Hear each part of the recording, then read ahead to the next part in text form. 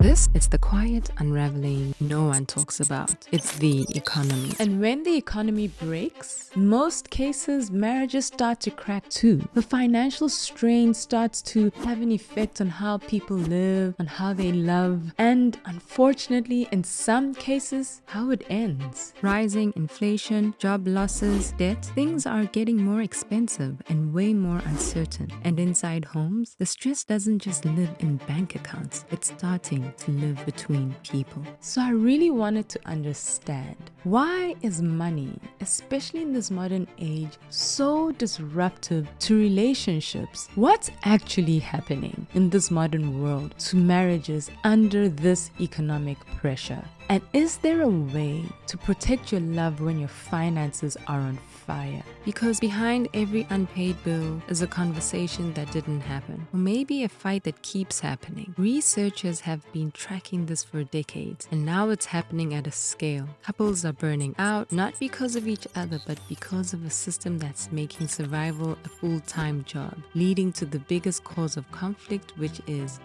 resentment.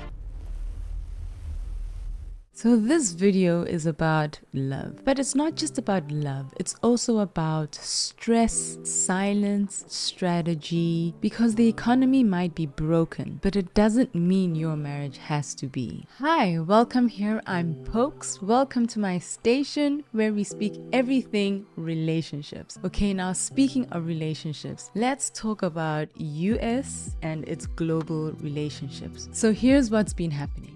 My fellow Americans, this is Liberation Day. Earlier this week, the Trump administration announced 125% tariffs. We should have a tariff on movies that come Today in. I'm announcing that the government of Canada will be responding by matching the U.S. approach. And this is a major turning point for the United States. Nonetheless, we stand ready to negotiate with the United Indeed, States. we are firmly opposed to this unwarranted increase, and we do believe that this is in violation of the WTO rules. So that's why China is filing a complaint at the WTO. All right.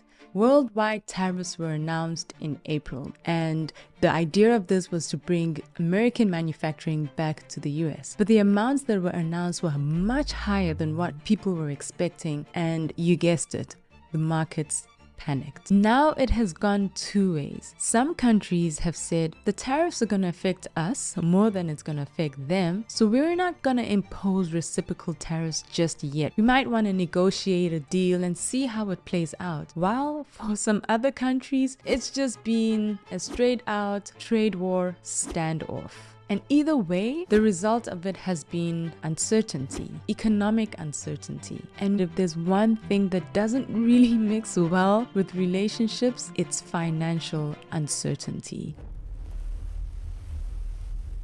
Okay, so let's stroll down memory lane. See, economic crisis is not new. In 1907, the market dropped 50% after a major earthquake. In 1929, it crashed, and 83% of 25% of Americans were unemployed. Do you actually know what happened in this time? And divorce searches literally spiked through the roof. Divorces also spiked through the roof. And then marital delays and people not wanting to get married as much became the norm. And the emotional disconnect between couples and between people grew faster than the stock market did. Every major crash has a personal cost. When Nixon removed the dollar from the gold standard in the 70s, prices skyrocketed. Inflation blew through the homes. Couples who never argued about money suddenly started a war over grocery bills. And now, fast forward to 2008, housing crisis, millions lost homes, confidence, and jobs.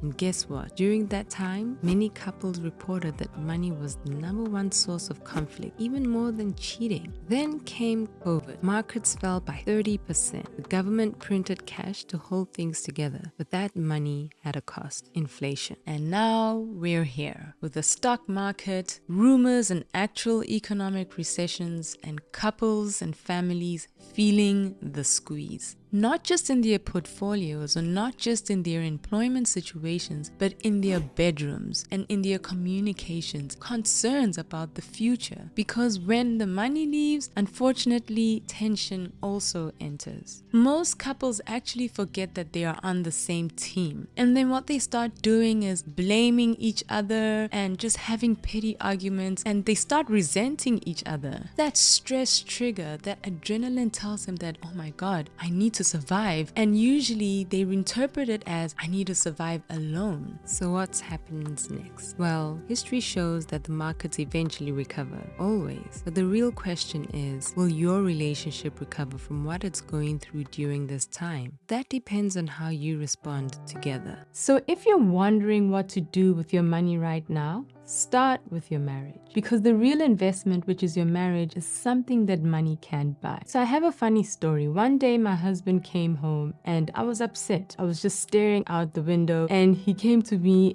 and he spoke in this deep accent and this deep voice that he knows when he does will always make me laugh. And he said, "Baby, I know what is bothering you. Do you have money?" And I just burst out laughing, because the truth is I was upset, but I didn't know that it was actually because of the money. And when he kept saying, "No money," I burst out laughing and I had to have a deep introspection. But it wasn't just that money was the issue or the lack thereof. It was just about how everything happening around me was playing into my frustrations. And I was frustrated. I was frustrated about how my life wasn't going according to plan. And most times, it spills over into resentment, and not necessarily about your partner, but just about life in general.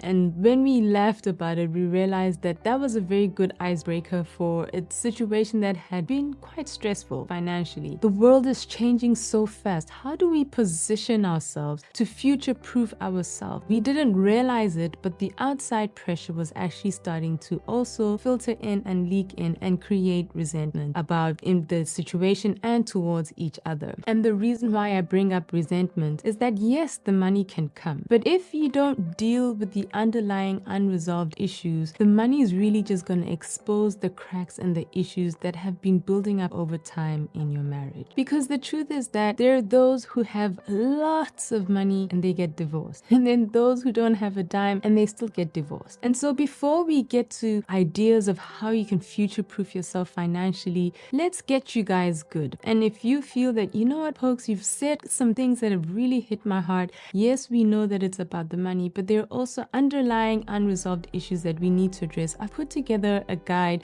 for you and your partner, for you and your spouse to actually go through if you feel like you're experiencing some form of burnout in marriage. And it's something that my husband and I did for us to, survive the financial and marital pressures we were experiencing at that time. So feel free to grab it, to download it. And I do believe that it's going to help you and yours. And so if some of the stuff that I've shared with you hits home and resonates with you, drop in the comment below and let me know if you've gone through a situation where financial stress has actually put a strain on your marriage. And let me know how you coped with it, and help the community out to find out what are some of the things that you went through to deal with financial stress in your relationship. And also share this video with anybody that you think might need to hear it or who might need encouragement. Thank you so much for joining me, and watch out for the next video. Until next time, thank you.